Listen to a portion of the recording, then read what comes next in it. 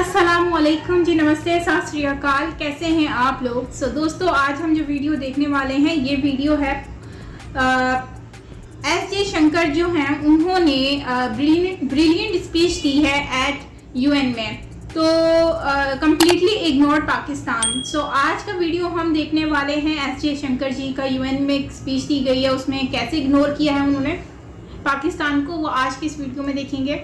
World affair का ये video होने वाला है, तो ओरिजिनल वीडियो का लिंक आपको मिल जाएगा नीचे डिस्क्रिप्शन में, आप वहाँ से देख सकेंगे। और अगर मेरे चैनल पर न्यू हैं तो सब्सक्राइब करना मत भूलिएगा, बेल आइकन को ऑल नोटिफिकेशन पे प्रेस कर दें ताकि सारे वीडियोस आप लोगों को मिलते रहें। Let's start the video.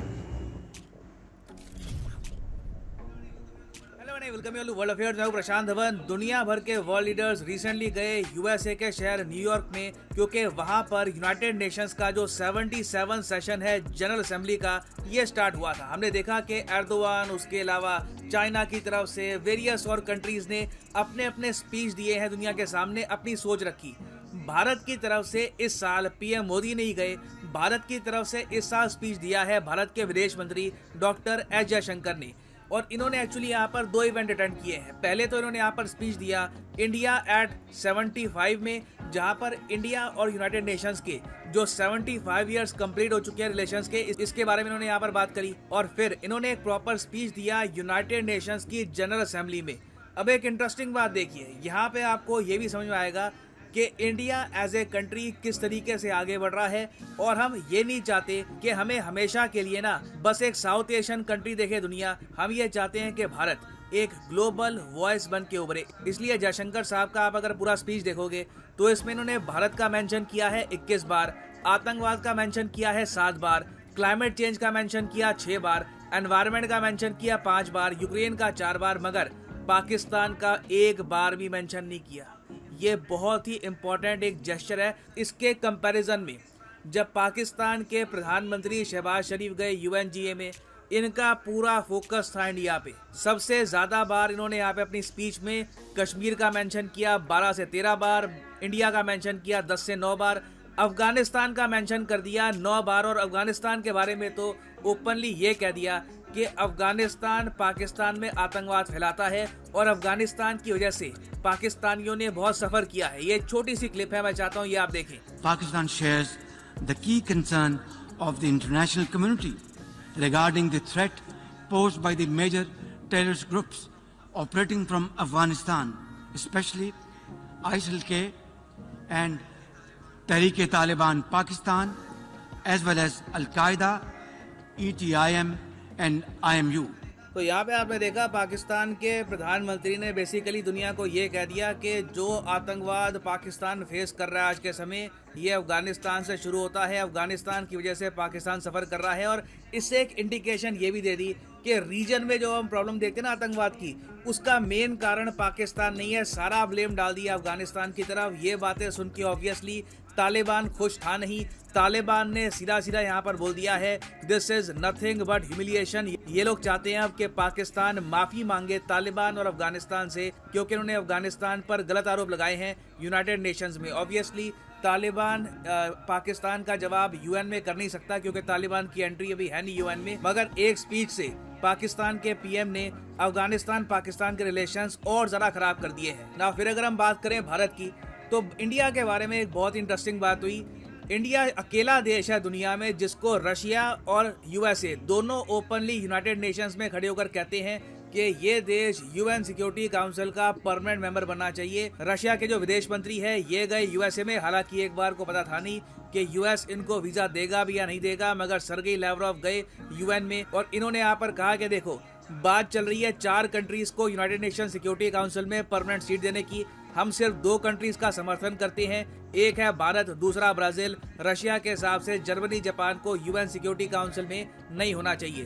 तो इंडिया यहाँ पे एक स्टैंड आउट कंट्री आता है। फिर जो बाइडेन को आप अगर देखोगे तो ये ब्राजील का समर्थन नहीं करते यूएन सिक्योरिटी काउंसिल की परमानेंट सीट के लिए, ये इंडिया का समर्थन करते हैं। तो इंडिया एक ऐसा कंट्री है जो एक यूनिक रिलेशन एंजॉय करता है दोनों साइड में। और इसलिए डॉक्टर एस जयशंकर ने यूएन में खड़े होकर ये भी कहा कि वैसे तो बहुत लंबे समय से हम सुनते आ रहे हैं कि यूनाइटेड नेशंस का विस्तार होगा, सिक्योरिटी काउंसिल में चेंजेस लाए जाएंगे, इंडिया को एक स्थायी मेंबर बनाया जाएगा, मगर अब फाइनली हम देख रहे हैं कि कुछ शिफ्ट हो रहा है।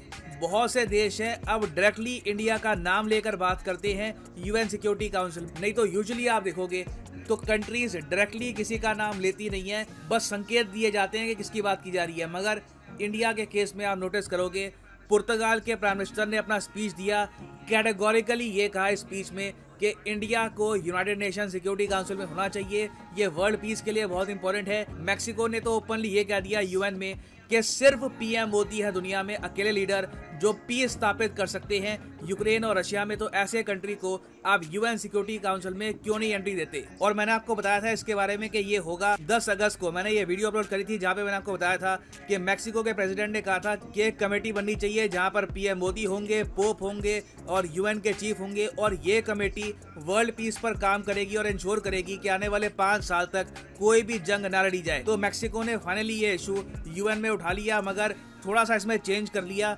अपने स्पीच में पोप और यूएन के चीफ को गायब कर दिया, सिर्फ फोकस किया पीएम मोदी पर। ना वापस आते हैं जयशंकर साहब के स्पीच पर, जो एक स्पेशल इवेंट हुआ है India at 75 years showcasing India UN partnership. इस स्पीच में पहले जयशंकर साहब ने यह कहा कि दुनिया को यह समझना चाहिए 18वीं शताब्दी थी, इंडिया दुनिया की जीडीपी का 25% अपने पास रखता था। हम यहाँ पर बात कर रहे हैं ब्रिटिशर्स के आने से पहले के एरा की। फिर ये कहते हैं कि मिडल 20th सेंचुरी तक, जब तक ब्रिटिश एम्पायर ने काफी लूटमार कंप्लीट कर ली इंडिया में, तब तक इंडिया दुनिया के सबसे जो पूरेस्ट कंट्रीज हैं उनमें आ चुका था। ये अपने आप में बहुत अच्छा आंसर है उन लोगों का जो आज भी कहते हैं कि जी ब्रिटिश एम्पायर से इंडिया को फायदा हुआ था, रेलवेज आ गई, कुछ आ गई, बट इन रियलिटी हमारी इकोनॉमी को बुरी तरीके से डिस्ट्रॉय कर दिया था ब्रिटिश एम्पायर ने। बट आगे जयशंकर साहब ये भी ऐड करते हैं कि इंडिया फिर रुका नहीं, इंडिया आज के समय उसी कंट्री को बीट करके 5वीं सबसे बड़ी इकोनॉमी बन चुका है दुनिया की, और भारत के सपने बहुत बड़े हैं।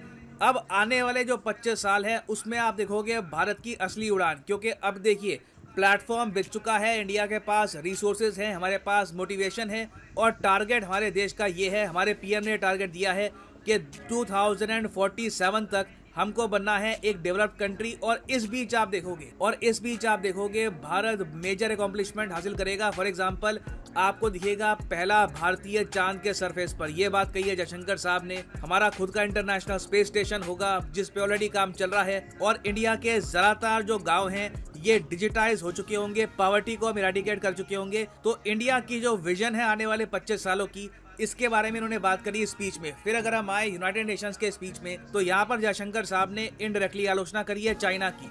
इन्होंने ये नहीं कहा कि पाकिस्तान को रोकना चाहिए आतंकवाद वगैरह, क्योंकि इन दी एंड देखो फायदा नहीं है बोलने का, हम बहुत लंबे समय से बोल चुके हैं। और प्रॉब्लम ये होती है कि जब हम बार बार अपने कंट्री को वर्ल्ड स्टेज पर पाकिस्तान से कंपेयर करते हैं तो दुनिया भी इंडिया का स्टैचर कम कर देती है। दुनिया सोचती है कि हाँ इंडिया आज भी उलझा हुआ है पाकिस्तान में।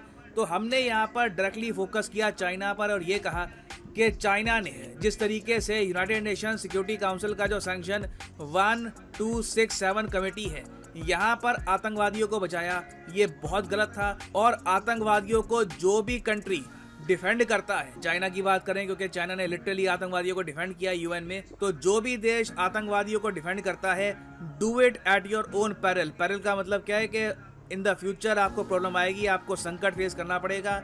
इतिहास गवाह है जिस कंट्री ने भी आतंकवादियों का यूज करने की कोशिश करी है, इवेंचुअली उस कंट्री को ही बहुत ही बड़ा प्राइस पे करना पड़ा। और ये बात यूएसए के केस में भी सही होती है। यूएसए ने तालिबान बनाया था यूएसएसआर को हटाने के लिए अफगानिस्तान से, उस तालिबान ने बाद में ओसामा बिन लादेन को भी नर्चर किया, उसको भी बड़ा किया। अंत में क्या हुआ, ओसामा बिन लादेन ने ही यूएसए को सबसे बड़ा टेररिस्ट अटैक दिया, उनके हजारों लोग मार दिए। तो इंडिया ने यहाँ पर क्लियरली एक वार्निंग दिया चाइना को कि जो आपके स्टेप्स हैं देख लीजिए, लॉन्ग टर्म में इससे आपको लॉस ना हो जाए। और आप लोग खुद ही समझ सकते हैं कि इतने इंपॉर्टेंट मंच पर यूक्रेन वॉर की बात ना हो, ऐसा हो नहीं सकता। तो जयशंकर साहब ने यहाँ पर यह भी कहा कि हमें पता है दुनिया हमसे पूछती है कि तुम किसकी साइड हो, तुम क्या यूक्रेन की साइड हो, क्या रशिया की साइड हो। तो यहाँ पर इंडिया का जवाब ये था कि हम लोग पीस की साइड है, हम चाहते हैं कि जल्दी से पीस यहाँ पे स्थापित हो जाए। और हम दोनों साइड्स को कहते हैं, यूक्रेन रशिया को, कि आप बैठकर टेबल पर डायलॉग और डिप्लोमेसी पर फोकस करिए, as it is the only way out. इसके अलावा कोई रास्ता नहीं है ये वॉर खत्म करने का। और फिर इंडिया का जो पॉजिटिव कंट्रीब्यूशन है दुनिया को, ये भी इन्होंने हाईलाइट किया। इन्होंने यहाँ पर ये कहा कि देखो, दुनिया भर में 100 से ऊपर देश हैं, वहां पर इंडिया ने वैक्सीन प्रोवाइड करी थी जब पेंडेमिक अपने पीक पे था। उसके अलावा इंडिया ने 50,000 मेट्रिक टन गेहूं भेजा अफगानिस्तान को। हमने अफगानिस्तान को दवाइयां भेजी, वैक्सीन भेजी।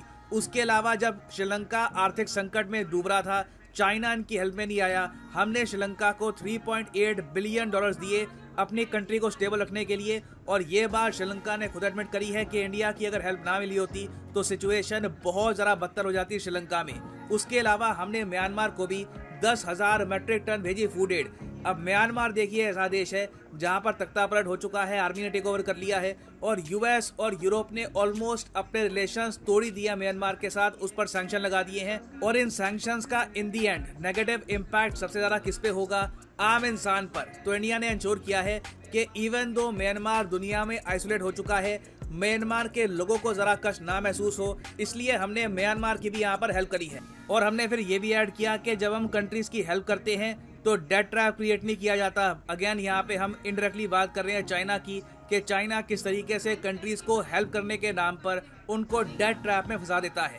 एनवायरनमेंट की भी यहाँ पर बात करी गई कि क्लाइमेट चेंज से किस तरीके से इंडिया लड़ रहा है। तो ओवरऑल एक बहुत अच्छा वेल राउंडेड स्पीच था जहाँ पर जयशंकर साहब ने प्रॉपरली इंडिया का पर्सपेक्टिव दुनिया के सामने रखा। नाउ फाइनली मैं यहाँ पे आपसे एक क्वेश्चन पूछना चाहूंगा, आपके हिसाब से वो कौन सा टॉपिक है जिसे इंडिया को रेस करना चाहिए यूनाइटेड नेशंस में? ये कुछ भी हो सकता है, ये जो रिसेंट अटैक्स हुए हैं यूके में या फिर कुछ और इशू है, आपके हिसाब से वो कौन सा सर्टेन टॉपिक है जो इंडिया रेस करता नहीं है यूएन में मगर रेस करना चाहिए? लिखेगा इसके बारे में कमेंट सेक्शन में, मैं जानना चाहूँगा आपके थॉट्स।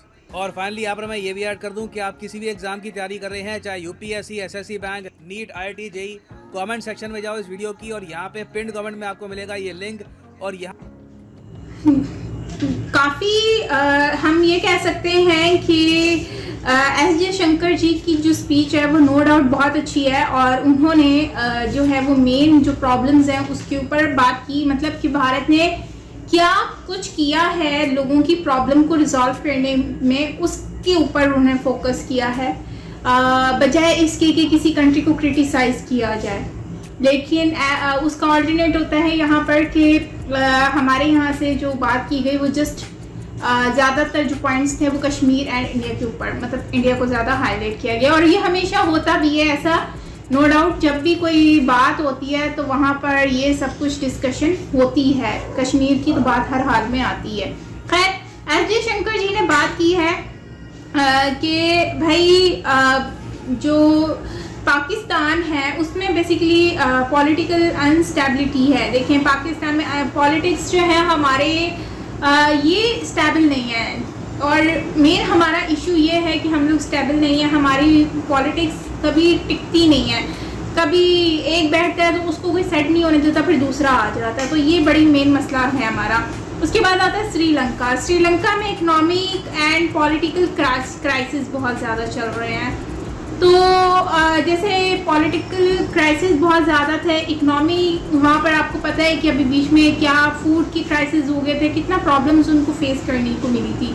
तो भारत ने उसमें उन लोगों को इतनी हेल्प किया, मतलब कि भारत ने अपनी अच्छी चीज़ों को उनको हाईलाइट किया ताकि दुनिया को पता चले कि हम लोगों ने क्या क्या किया है लोगों के लिए। और चाइना का यहाँ पर जो है वो चाइना के बारे में भी दिखाया कि चाइना बेसिकली हेल्प तो करता है दूसरों की मदद, लेकिन उसमें अपना फ़ायदा ढूंढता है। लेकिन भारत ने उसमें जो है वो लोगों के साथ जो है वो अपना फ़ायदा नहीं ढूंढता, वो सिर्फ लोगों की हेल्प करता है, जैसे श्रीलंका की उन्होंने हेल्प किया। उसके बाद अफ़गानिस्तान के ऊपर जो है वो पॉलिटिकल क्राइसिस थी, उस टाइम पे भी भारत ने उनकी बहुत ज़्यादा हेल्प किया, उनको हर चीज़ें जो है वो उनको दी और जो भी है। और उसके साथ साथ अगर हम देखें तो चाइना ने भी मतलब कि पाकिस्तान को हेल्प जब भी किया तो उसमें भी उसको अपने ही डेप्स के बारे में उन्होंने सोचा। तो इंडिया जो है, इंडिया हमेशा अपनी कंट्री के बारे में हमेशा अच्छा सोचता है, जीडीपी के इकनॉमी के बारे में सोचता है, डेवलपमेंट के ऊपर जो है वो फोकस करता है बहुत ज़्यादा। तो ये चीज़ें जो होती हैं मेन चीज़ें होती हैं जिस पे ये लोग फोकस करते हैं। और दूसरे लोग जो हैं वो अपनी हर किसी की प्रॉब्लम्स चल रहे हैं, हर चीज़ के मसले मसाइल चल रहे हैं, तो उनको उन प्रॉब्लम से बाहर निकल ही नहीं पा रहे, इसलिए वो दूसरी चीज़ों के बारे में सोचते नहीं है। तो आज की वीडियो में भी हमने यही देखा कि पाकिस्तान देखिए इंडिया और कश्मीर के ऊपर बहुत ज़्यादा हाईलाइट कर रहा है, लेकिन भारत ने क्या किया, भारत ने उन सारी चीज़ों के ऊपर हाईलाइट किया जो उन्होंने अच्छी चीज़ें की है। और दूसरी बात ये है कि भारत ने देखो अपने सॉफ्ट पावर को दिखाते हुए उन्होंने क्या किया कि उन्होंने ये भी बात हाईलाइट की कि वो यूक्रेन और जो रशिया में जो वॉर का मसला था उसको भी उन्होंने कहा है कि हम इसमें चाहते हैं कि ये वॉर से सब कुछ सेट नहीं होना, तो प्यार तरीके से सब कुछ सेट हो सकता है। तो खैर ओवरऑल काफ़ी अच्छा वीडियो था और इसमें जो है वो काफ़ी लॉजिकली बातें की गई हैं, काफ़ी समझदारी के साथ हर पॉइंट को रेज़ किया गया है, यूक्रेन के पॉइंट को रेज़ किया गया है, इस तरह से फ़लस्तीन के बारे में बात की गई है, मतलब हर चीज़ के बारे में बात की, लेकिन उन्होंने पाकिस्तान को हाईलाइट नहीं किया क्योंकि वो शायद यही चाहते हैं कि पाकिस्तान के बारे में कोई जिक्र किया ही ना जाए। यहाँ अब वो ये शो कराना चाह रहे हैं कि पाकिस्तान से हमारा कोई ताल्लुक़ ही अब नहीं है, तो या फिर हमें कोई फ़र्क नहीं पड़ता पाकिस्तान से। सो यहाँ पे ये शो कराना चाह रहे हैं कि पाकिस्तान की हमारी नज़रों में कोई वैल्यू नहीं है, माइट भी ये हो सकता है। आपको क्या लगता है कमेंट सेक्शन में ज़रूर बताइएगा। मिलते हैं नेक्स्ट वीडियो के साथ, अपना बहुत सारा ख्याल रखिएगा। Till then take care, bye bye.